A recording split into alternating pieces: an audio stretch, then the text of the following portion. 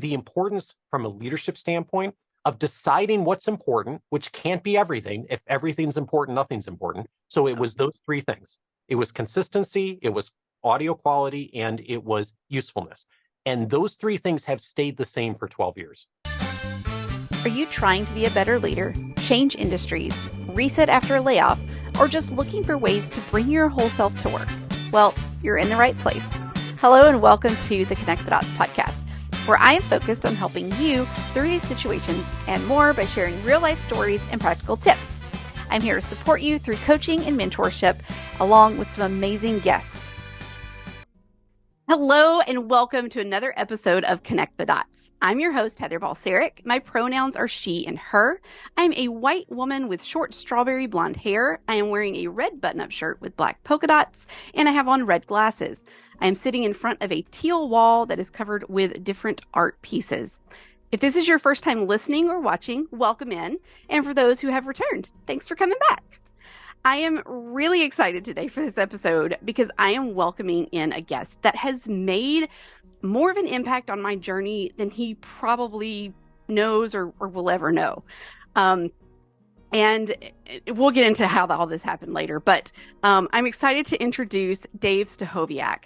He is the host and founder of Coaching for Leaders, a top-rated management podcast downloaded 30 million times. Wow. Goals. Coaching for Leaders is the #1 search result for management on Apple Podcast in the United States.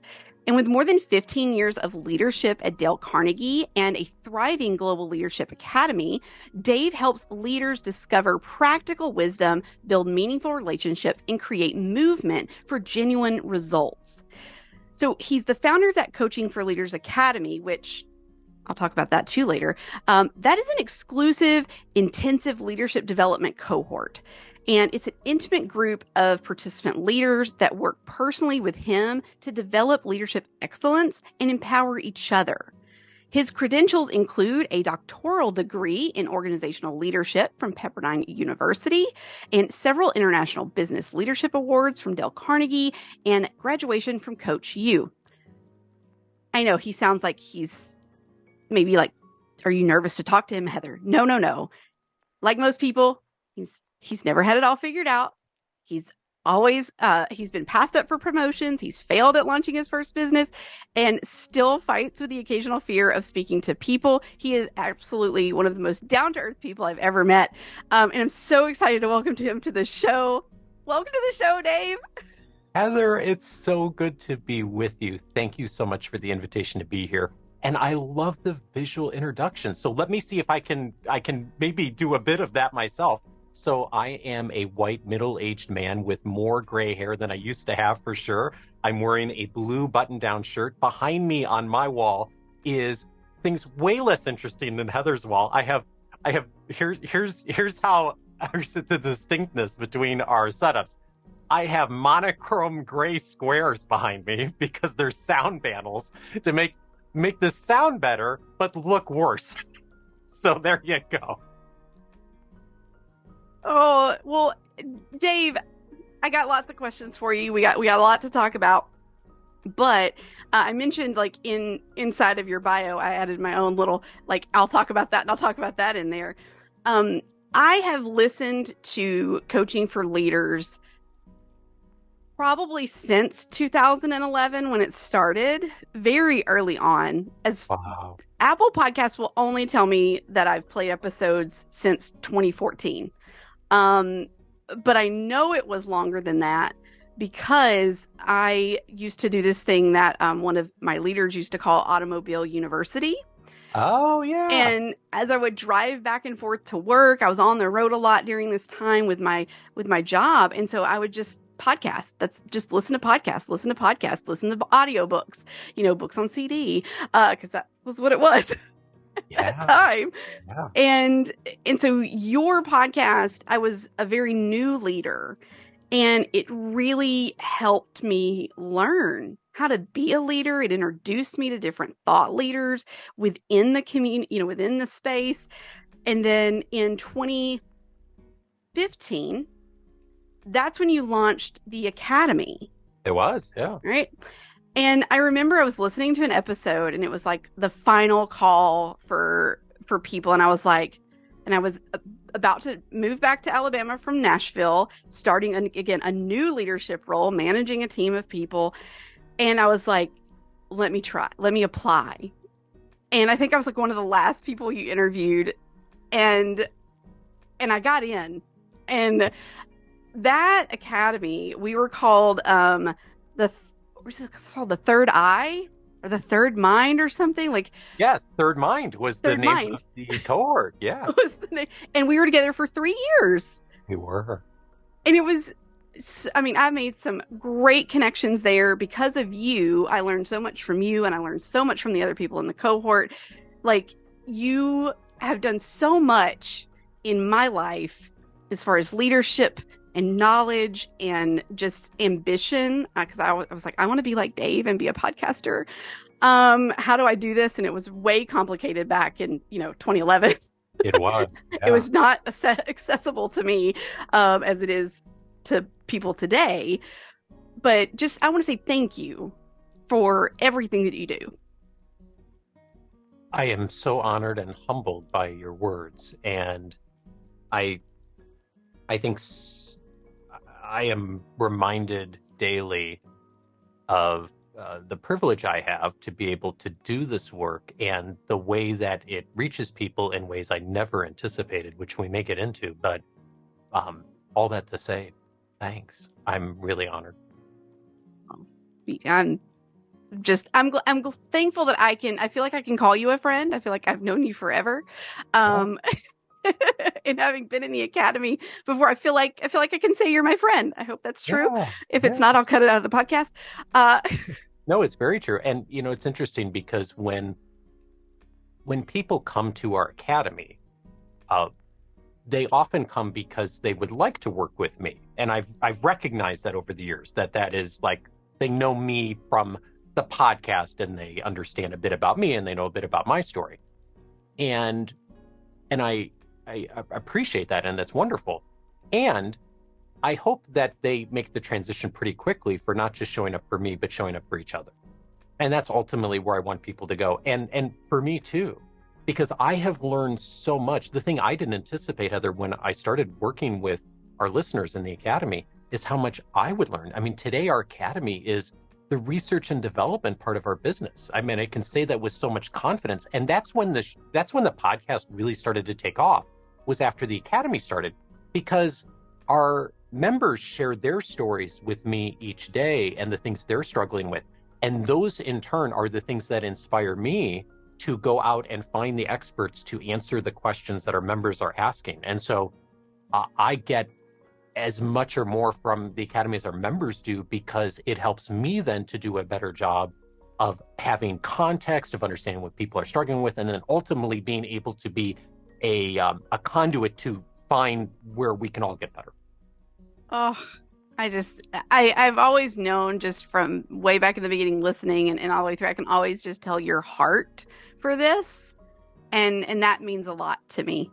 When I listen to people and like want to follow them for years and years and years, it's the heart behind it. And so I can always hear that, and I appreciate it. Well, let's go back though to 2011. Starting a podcast. That podcasting was not a huge thing at that point. It was pretty not new. At all. Not at all. So what inspired you to start coaching for leaders? What was going on at that point? Well, it was an inflection point for me as well. And you said a term a bit ago that I hadn't heard in a long time. Zig Ziglar used to use the term automobile university as well years ago in his speaking. And so I did the same thing. I had my audiobooks on CD and cassette tape. Remember those? I used to listen to that years ago. I tired of commercial radio. And so I decided, what can I listen to in the car? And when I started my work at Carnegie, I was on the road 3 or 4 hours a day, driving between customer appointments. And so I realized I need to find good stuff to put into my brain. So I found NPR and Audible in its early days, and CDs and all those things. And then podcasts were in their infancy. And I thought, as I started, I used to have I had a Toyota Corolla. And of course, no car interfaced with an iPod back then. So I took my Toyota Corolla to one of these fancy audio places, and they drilled into the panel to put in a hookup with a switch on it, so you could put a 1/8-inch audio cable through the console, and I would plug it into my iPod Nano, and it just barely fit into the little drawer in front of my Toyota Corolla, right in front of the shift gear. And I used to hook up my iPod to my computer at the start of the day, and I would sync up whatever podcasts there were and audiobooks. And then I would spend the entire day driving around Southern California listening to things I had queued up. And I thought, like, wow, this technology is amazing. This podcasting, it sure was a pain, though, to have to sync it all the time. And I thought, wow, it would be so cool to be involved in that someday. And that kind of put the idea in my head initially of podcasting, kind of a neat thing. What ultimately happened is I couldn't find the show I was looking for. I really wanted a show that I could listen to weekly that would help me to lead better, because I was having increasing leadership responsibilities in my work at Carnegie. And even though we were surrounded by all kinds of great perspective every day, it was Carnegie perspective. And I wanted perspective from other experts too. And so that was one motivating factor for me to start doing something, as I couldn't find the show I was looking for.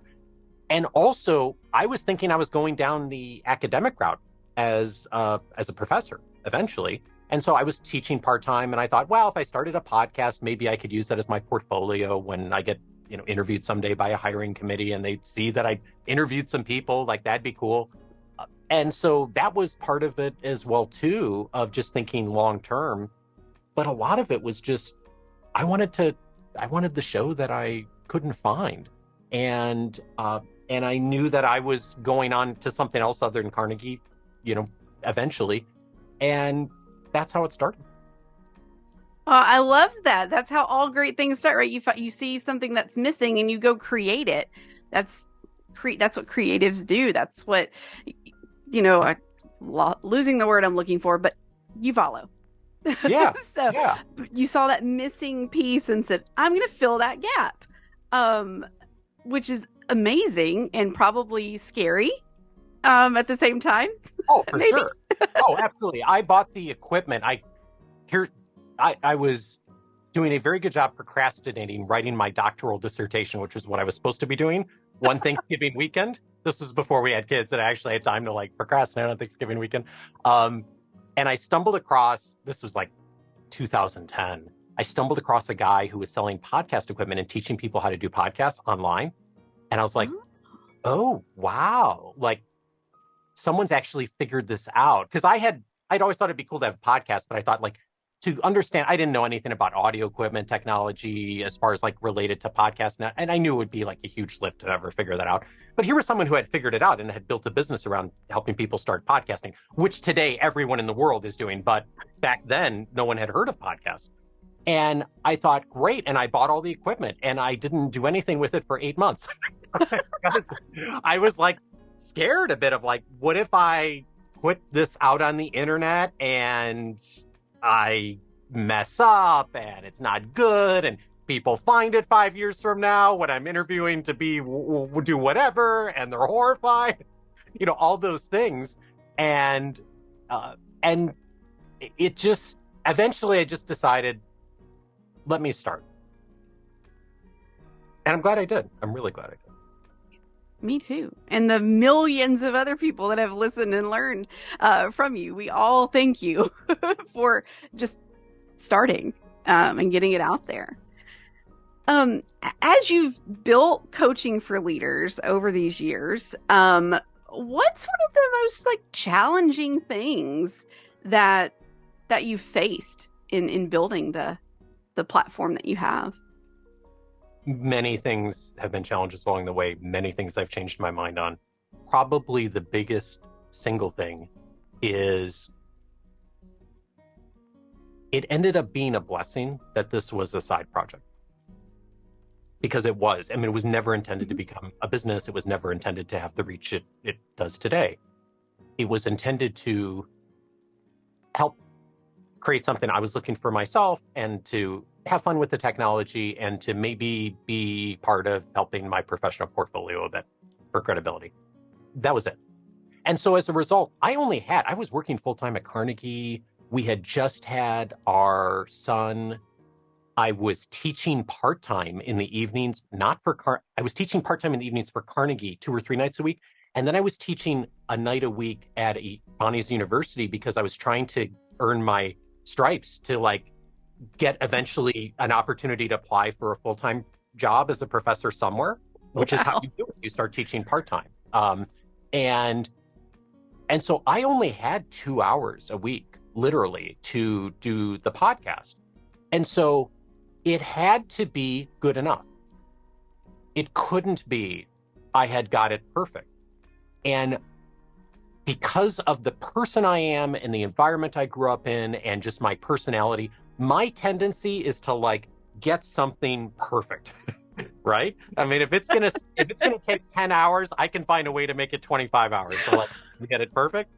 And I couldn't do that with this because I only had 2 hours and I had all these other responsibilities, which were way more important, actually. And so it forced me to get good at starting and something to be good enough and to just begin and to test things and try things out and put something out into the world and get some feedback or not, and then iterate and try something a little different and build as I went.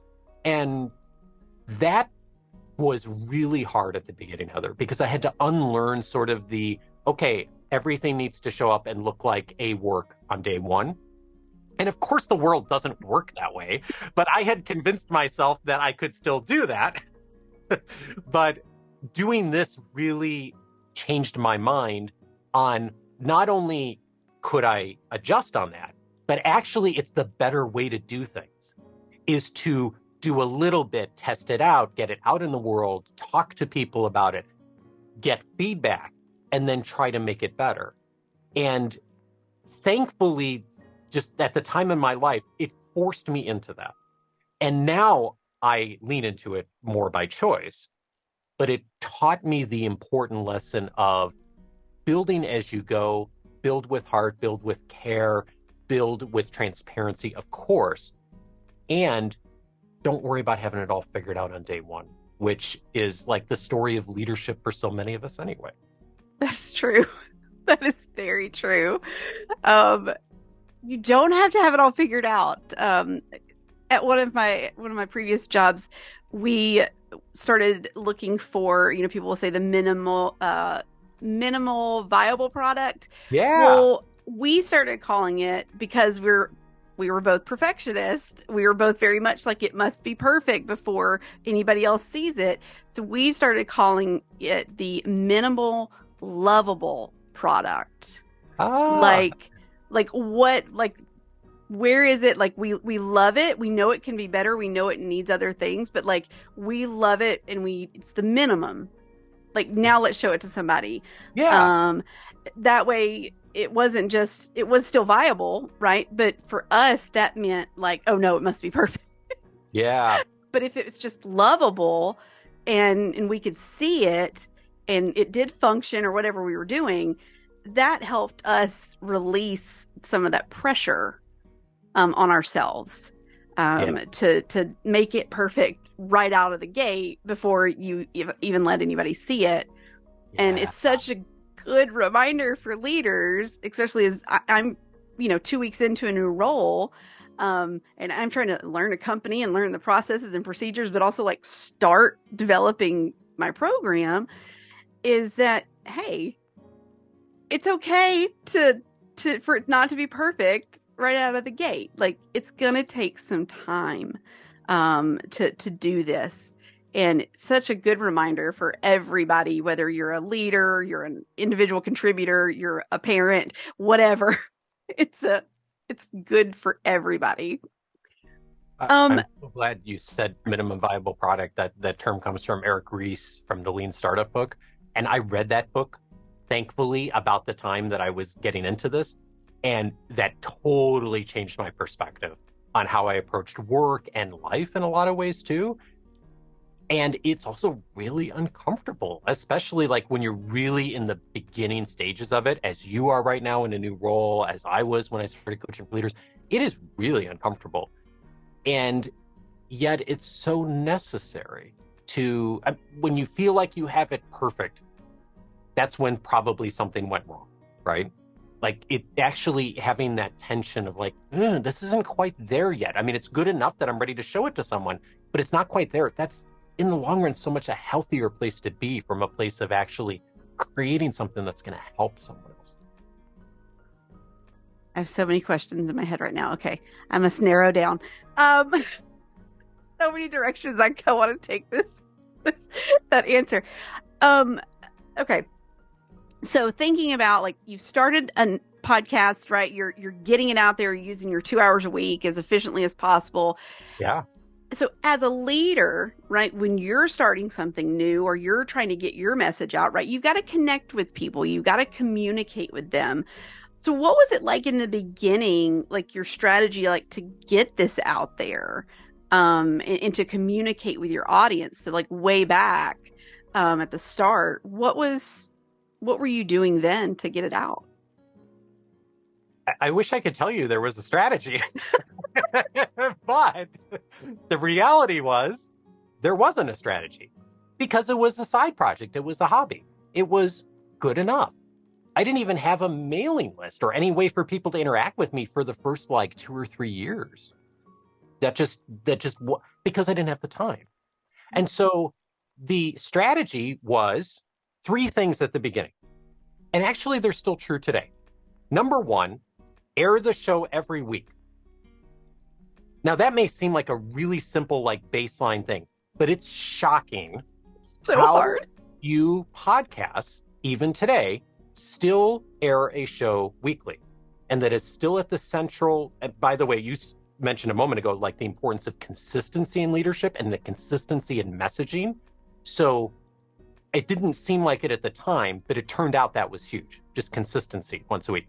Secondly was, is the audio quality good? And it wasn't perfect, but back when I started, a lot of podcasts were on conference call lines, and the audio quality was really poor, just because like none of us knew any better on audio quality and things like that. This was all new. And so I thought, well, I need to have good audio quality, and that's still central to my work today. And then third, and perhaps most importantly, is it useful for people? It goes back to Automobile University for you and me back in 2011. I'm like, I'm looking for a podcast where I can get someone's perspective that's not me, and it's not someone in our organization that really is an expert on some area of leadership that's useful to me. And that is still central to my work. So those 3 at the beginning were the 3. They're still the 3 today. Obviously, there's a lot of other things around that too, but those 3 things are still central. And beyond that, there was not any strategy. The first time I even knew anyone was listening, other than like friends and family members, I mean, I could see the download numbers, so we were getting some downloads from places in the world. I got an email 5 or 6 months in from someone in the UK who just sent me a message on a Saturday morning and said, "Hey, I just wanted to let you know I've been listening to your podcast." It was really short. It was only 3 or 4 sentences. And he said how useful it was. And I was like, wow, someone's listening who I don't even know. And that was great. It kept me going for a few months. And then I got another message. And then, the time between those messages started to get smaller. Like I'd get 1 a week. But that at the start was just those individual emails of people finding the show, but entirely just relied on people finding it on Apple Podcasts. I would never start this way today if I knew better. But like, in my defense, though, this was all new. Like, we didn't know, and I didn't have the time. So I just started. But I think it speaks to, for me, looking back now, the importance from a leadership standpoint of deciding what's important, which can't be everything. If everything's important, nothing's important. So it was those 3 things. It was consistency, it was audio quality, and it was usefulness. And those 3 things have stayed the same for 12 years. I have not wavered on those. I've certainly made mistakes along the way, but those values have always been the same. And as much other things that have happened, I've stayed central to those. And I think that's one of the biggest reasons that people have shown up to listen to the podcast. I'm learning so much, and I'm taking notes, as I always try to do. Because those three things are so key. And the first one where you're like consistency. Yeah. So consistency in leadership is absolutely key. It's key with podcasting. Sorry, audience. I have not been quite consistent. Working on that right now. So, but I just, that reminder, like consistency, right? Like every week. And thinking of podcast, right? Audio quality, is it good? Well, if you think about this from a leadership standpoint, right? Is your audio quality good? Is what you're saying, where are your words coming through clearly? Are they, sending the right message? Do they tie into the third one? Are they useful? Think about giving feedback as a leader. Is it useful feedback? Is it given in a way that can be useful? And back to number one, is it consistent? Like, such a good leadership lesson just in those three things around how to really run a podcast and get it up and running and to get you going. So like, such valuable wisdom, Dave. Valuable wisdom. Well, and to emphasize the importance of like connecting and bouncing ideas off others, I hadn't really ever thought about those three in the context of like leadership as a whole. But yeah, there's some really great connections there, right? Consistency of messaging, quality of like the message that's going out there, right? I mean, it does come back to some really central things for all of us. Yes. Oh, okay. All right. So I know we don't have like a ton more time. And so I do want to shift. So you sent me an article that you had written for the Coaching for Leaders Plus. Yeah. That's okay. I was like, did I get the name right? Because I didn't write it down. Got it. So you sent me an article, and so I want to talk through this. So it was how to respond when people are talking too much. And I'll be honest. So you sent me 3 articles to look at. And I opened this one and I was like, nah, I don't want that one. And it's a funny story behind that too. But I went through the other 2 and I came back and I was like, okay, let me look at this again. And I was like, no, this is the one. This is the one to talk about. Yeah. So any lead-ins or anything before I get to chatting about it? Well, I had the same reaction you did in that I almost didn't write this article. And the reason I wrote an earlier version years ago, because I had just happened into a conversation years ago when I was working at Carnegie with one of our instructors. And he said, I'm getting this question all the time, all of a sudden in courses from participants, like, how do I get people to stop talking? And we were both like really amused by that. Because like, of course, our work as people who do like leadership development and coaching is like, how to get people to start talking, like conversation, dialogue, like have healthy conversations. Like, so it was sort of ironic to both of us of even fielding a question about how to get people to stop talking. But I was looking for a topic for an article back then, and I could not think of anything else to write about. So I was like, all right, let me take a stab at this question of like how to get people to stop talking of all things. I posted on our website. To this day, Heather, 12 years later almost, it is the #1 search hit on coachingforleaders.com on our analytics, other than like our homepage. And I was like, wow, this is really a problem for like a lot of people. And somehow Google picked it up and people find our website because of this article I wrote 12 years ago. So I finally revised it. And it's interesting how often this comes up in conversations of like getting people to actually stop talking, which is normally not what I'm talking to people about, but it's actually a real pain point for a lot of people in organizations. And as I read it for the second time, that's when it really started to hit me, of like the importance of this and how, as our, the job that you have and that, kind of like I have as a coach and a leader, right? Yeah, We're always focused on like asking more questions and listening and yes, making the space and absolutely. stuff. Be more coach-like, as we've all been told a million times. Be more coach-like. Listen well. Don't interrupt. Be kind. And that's all good and well intended. But the problem is, for the kind of people like you and me, Heather, and the people who are listening to this conversation, we're actually worse at this than other people. And the reason is because we've all gotten that message, because we're kind people. We try to be. We want to be coach-like. And so when a chronic talker comes into our lives or our work, we're way less likely to intervene when we should than I think sometimes other people are. So this is actually a bigger problem for people like us, I think, than it is for someone who's not tuned into those things as well, because they're more likely to interrupt, I think, when they should. And so it all like comes back to this as a problem for a lot of us. Yes. And I think about too as a leader, right? You want people to feel included and feel important Yes. in meetings, especially if you're building a new team. And so you don't want to like shut somebody down and make them feel like, your ideas aren't good enough. We're going to just skip over. And as a leader, you should be thinking these things, but you got to come up with a way to do it appropriately. So in this article, you said, I'm trying to find it because we've gone through a lot of different things already. So in the article, one of the things you wrote was like, we're worse than most people at ending unnecessary dialogue. And Yeah.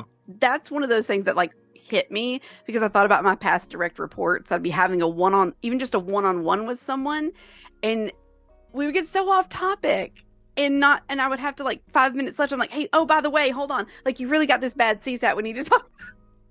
Yeah. And we would go over and so it just wasn't good time management on my part as a leader, and it wasn't helpful to my employee either.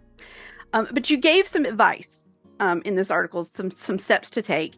And the first one was about mindset, and you gave a quote from Difficult Conversations: "Good intentions don't sanitize bad impact." And that's basically like, if someone isn't in, just because they're not intending to waste the time or aren't aware of it, right? We can't just excuse the behavior. Exactly. And so, and I think about, you wrote about like facilitating, when you're facilitating a meeting or leading a team, right? It's our job as a leader to intervene when the time isn't being used. Yeah. And I think about, like, I have lots of ideas about this, but from a virtual team standpoint, right? You're having a virtual meeting and you have somebody that's just, you have the talker and you're like, oh gosh, I gotta like shut this down. Like, this is, for me, like, you can't just mute everybody. Like, can't do that. Oops, I'm sorry. So what are some ideas that you have as far as this first one, like the mindset of thinking about, I own this meeting in a virtual space? Like, what could they do? Yeah, it's challenging because I don't think, I'm sure there are people out there, and some of us have run into them, that like show up with the intention to take over a meeting and to be rude and to grab people's time. But the vast majority of chronic talkers that I've run into in my professional life are people that mean well, intend good things, and sometimes they're just unaware. And even when they are aware, they're like, oh, it's not that bad. I haven't talked that much. And don't realize that they're doing it and that it's interrupting time. And this is where I think it comes back to purpose. What is the purpose of the conversation, the meeting, the interaction, whatever it is? And so on one hand, if we're going to spend all the time to get 7 people together, say even across an organization or within a customer group or stakeholders, and we're going to spend all that time arranging a 30-minute meeting, and we've spent weeks planning, and then you come into that 30-minute meeting and then someone on the team spends 6 or 7 minutes talking about like getting into traffic that morning, like that is a huge disservice to every single person in that meeting, including the person talking about that 6 to 7 minutes because they don't look good either. And so this comes down to purpose. What's the purpose of this? And if you're having that conversation, you've got 30 minutes with key stakeholders, being really clear on what the purpose is of that time, I think is clear. By the way, this is good meeting management for all of us in any scenario, right? And so there's so many things that good meeting management like makes easier. And then if it's clear what the purpose is, I think it's way easier at 30 seconds or 45 seconds to jump in and say, Lisa, I'm going to interrupt you because we only have 30 minutes. We have these objectives we need to hit on, and we want to make sure that we have time to hit all these. So let's go first to agenda item A, and that becomes a lot easier when there's purpose. When there's not clearly defined purpose, then you end up looking a little bit more like a jerk as a meeting facilitator if you just sort of randomly jump in and it's not connected to purpose. And so I think like having that purpose really apparent at the beginning to everyone, first and foremost you, like what are we doing here? What's the purpose of this 30 minutes? What are the outcomes we're trying to get?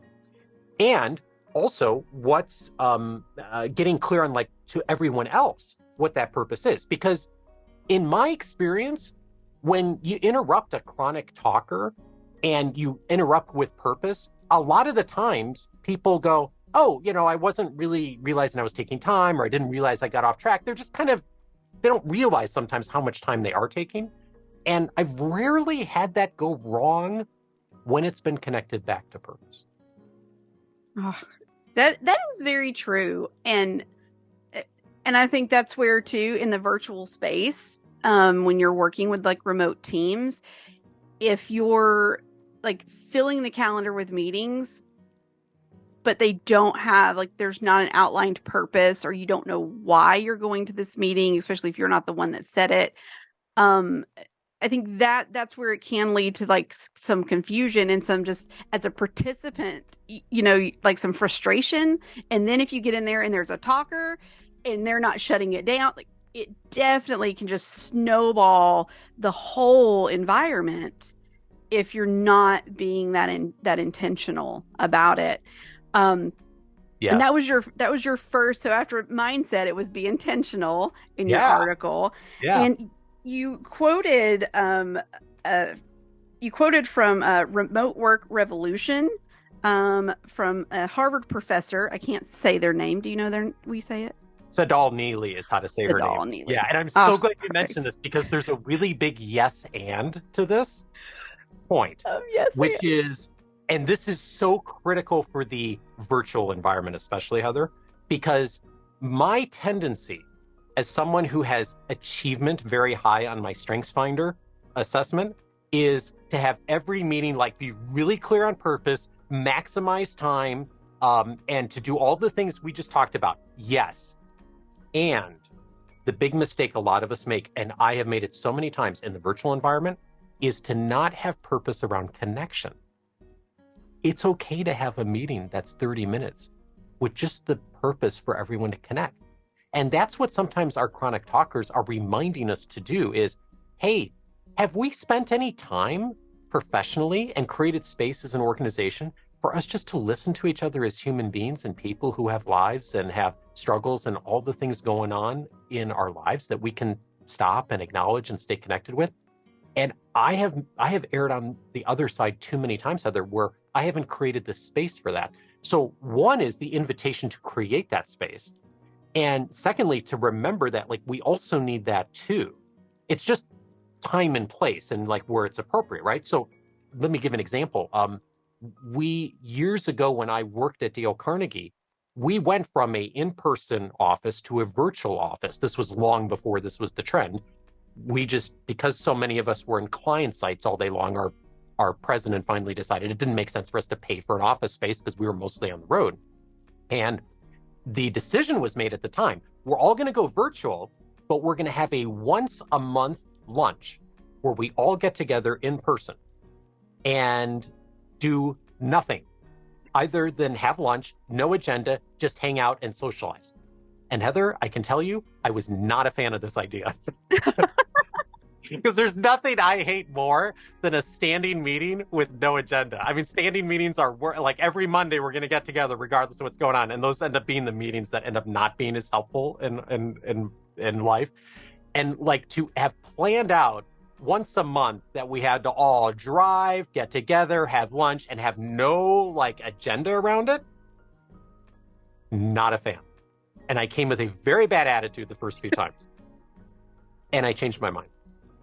Because it turned out while there was no agenda, there was a ton of purpose behind that. And our president was actually really wise because he said the purpose of this is us to connect, is us to be together and to have the impromptu conversations and the water cooler kinds of things that we used to have in the office that not going to have anymore. And it turned out in retrospect, it was brilliant because we all had our relationships already. Now, this would be different starting a team from scratch, but we already had our relationships. And so getting together and having that time, I went from like dreading this to actually looking forward to it. And the message, I think, for me now ongoing, and I think for all of us, is to remember to also have intentional, purposeful conversations about just getting connected and to make time for that. And that's what we tend to miss, I think, in the virtual space, is we don't spend the time to make that intentional. And here's an example. Like, it doesn't need to be a big thing. You don't need to have a like, okay, we're going to do a 1 hour game thing. I know a lot of teams did this, like, especially during the pandemic, like, let's get together and have a virtual cocktail hour, virtual game thing. And that can work great. I know teams that's worked really well for. I also know teams that like, we kind of tired of that pretty quickly. I think it could be as simple as what I do with a group of other leaders. Once a month, we get together. There's about half a dozen of us that have podcasts and run businesses. And we get together once a month and we do a virtual connection. And it's very purposeful. We're doing like a mastermind where we're coaching each other and working together. But the first like 10 minutes of the meeting, it is intentionally, there's nothing on the agenda. It is just connect. And when we first made that decision, you think I would have learned my lesson, but same thing. I was like, no, we shouldn't like have 10 minutes with like nothing on the agenda. But of course, that's like the part of the meeting we all enjoy so much because we just end up talking about whatever as people are showing up and what happened today and like what's amusing to people and what we're struggling with. And that sets the tone of human connection that then for the rest of the meeting helps us so much. So there's so many ways to bring this in. It doesn't have to be long, but it all comes back to purpose and intention. Oh, I love the way that you described that. Like, it's 10 minutes of connection. It's not 10 minutes of an icebreaker. Yeah, and it could be an icebreaker question, but it doesn't have to be. And I think especially if people know each other really well, yes, like they don't always need an icebreaker. You know, that you could start off with a like, hey, let's just hang out. Like, people know how to talk. Yeah, like somebody's going to speak up and be like, what you doing this weekend? Or what'd you do this past weekend? Like, somebody's going to speak up or bring something up. And I laugh about icebreakers because at one of the organizations that I worked at, it was like this underlying, like, everybody hated them, but like our senior leaders loved them. And if it was not on the agenda, like, they got mad at us. And we're like, there's 70 people in this meeting. Like, we don't have to have an icebreaker. And then too, if it's a team you've been together for years, like, you know each other, figuring out, like, tell me a fun fact about you. I probably know a lot about you at this point. Like, be mindful of who you're with, I think too. There is a meeting that here in my new role that was put on my calendar, and it's an hour and 15-minute meeting, and it starts at like 45 after the hour and then goes to the bottom of the next hour. And I was like, I really didn't think anything about it, but like, I jumped in at the time and they were like, oh yeah, by the way, Heather, like, this first 15 minutes that we put at the top of the meeting, this is just our hangout time.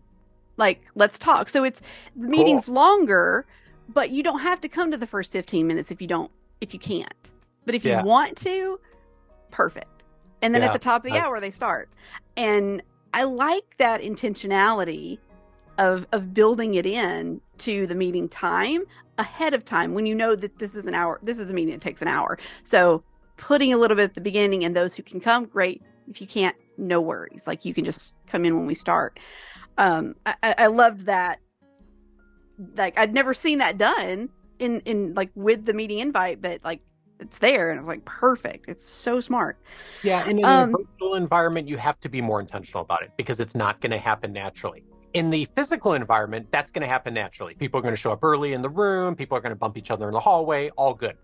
In the virtual space, you actually have to make time for it, like on the agenda, or set aside a separate time or a separate interaction. And I think that if folks listening haven't done that, I think that's the invitation of like, take one step to do that. Maybe it's set up a different interaction or spend a few minutes on the agenda, just do whatever, whether it's an icebreaker or just hang out or starting with a question or something. But just to give people a chance to connect, I've been shocked at how big a difference that makes in so many interactions. Yes. Oh my gosh. I have so many things. And we have like 4 minutes. So I'm gonna point out this last piece, right? And so you talked about this a minute ago, about like, kind leaders, and you quoted from Radical Candor, Kim Scott saying, "It's not mean, it's clear." Like when you're setting these expectations, which immediately reminded me of Brene Brown's quote, "Clear is kind, unclear is unkind." And I love that thought because kind of, let's tie this back into those three things from earlier, right? Is it useful? Is your audio quality good? Is it clear? And then, is it consistent? Yeah. And being clear is being consistent. It's being kind to your coworkers and your audience. I couldn't have said it better myself. And I love Kim Scott's work in Radical Candor. Many folks in our listening community have gotten into her book. And the big thing I am reminded of all the time from her work is the and. Challenge directly and care personally. Care personally and challenge directly. It's not or. Yeah. And I think a lot of times we think about those things as ors. Either I'm going to challenge someone or I'm going to be caring. No. It's an and. It's doing both at the same time. And the Brené Brown quote is a great example of that. Like, being clear is kind, right? So doing both of those is key on this. I mean, this conversation, but any conversation, as we're supporting people and helping them to grow and helping our organizations do well, we need to do both. Oh gosh. Okay. I gotta schedule another interview with you, because we could talk forever. I have so many things. Like this is what I will tell you, like conversations like this, like just light me up inside, and I get so excited to share them and to help other people from conversations like this. This is I'm so glad. Whole reason I podcast. So I gotta get back to number one. Air an episode every week. Yeah. Well, good. Then that's your invitation. And we have an invitation for our audience to take a step on that. And my invitation is to think about what you've surfaced for me, which I'd never thought about, of those 3 things I started with, and actually how they come back to leadership and making the connections you've made so beautifully in this conversation. I had never really thought about that until this conversation. So I'm going to do some thinking on that and see like what other wisdom I might pull from that. So thank you for that gift. I'm really grateful for it. You are very welcome. All right, so tell everybody where they can find you. What's the best place to connect with you on the interwebs? Coachingforleaders.com is the best place to find everything I'm doing. And if you're a podcast listener, which you are, if you're listening to this, just search for Coaching for Leaders on whatever podcast app you love. Yes, it'll be the first one there. It's very easy to find. Yeah, it's amazing. Really amazing. Dave, thank you so much for this conversation. It was so good to see you. It's been forever, especially since we booked this meeting back in December, and it's now May 8th. So glad that we were able to get together for this conversation. Thank you. Me too. I was telling Heather, I normally am not booking that far out. I just happen to have a ton of stuff that had me set aside doing interviews for several months. So thank you for your flexibility and your graciousness, and thank you for all you're doing to support leaders through your work here and through the podcast and through your coaching. I am so grateful to have had the privilege to be a small part of your work as well. Thank you, Dave.